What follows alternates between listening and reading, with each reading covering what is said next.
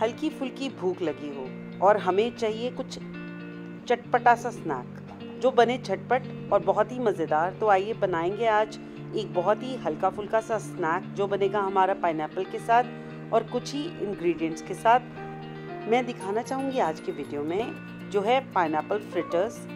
Pineapple fritters बनाने के लिए हमारे इंग्रेडिएंट्स जो चाहिए वो भी बहुत थोड़े से हैं और बनेगा झटपट। लेकिन उससे पहले फ्रेंड्स, अगर आपको मेरा आज का वीडियो पसंद आए तो लाइक कीजिएगा, ज़रूर सब्सक्राइब कीजिएगा मेरे चैनल को और बेल आइकन पे भी ज़रूर क्लिक कीजिएगा ताकि आप नोटिफाइड रहें मेरे आने वाली वीडियोस के लिए। तो आइए जानते हैं झटपट बनने वाले ये पाइनएप्पल फ्रिटर्स।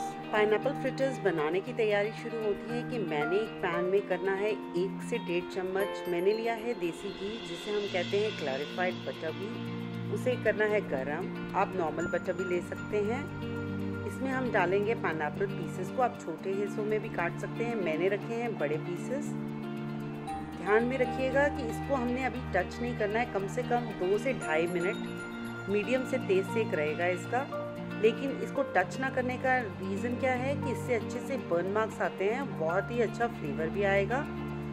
साथ के साथ हमने थोड़े से इंग्रेडिएंट्स डालने हैं जिसमें है थोड़ा सा नमक, स्वाद अनुसार काला नमक, 1 चुटकी भर लाल मिर्च, 1 चुटकी भर जीरा, थोड़ा सा हींग। आप चाट मसाला भी डाल सकते हैं, लेकिन अपने आप में बहुत ही पाइनएप्पल चटपटा होता है। इन पाइनएप्पल पीसेस पे अच्छा सा कैरमलाइजेशन होने के लिए मैंने डाला है 1 चुटकी शुगर भी।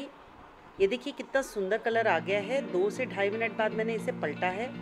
अब दूसरी साइड भी मुझे 1 से 1.5 मिनट पकाना है और इसे मैं अपनी मनपसंद की चटनी के साथ सर्व करूँगी।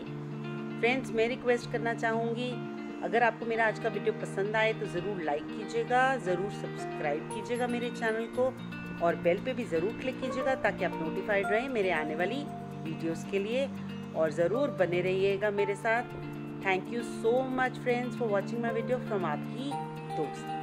Thank you.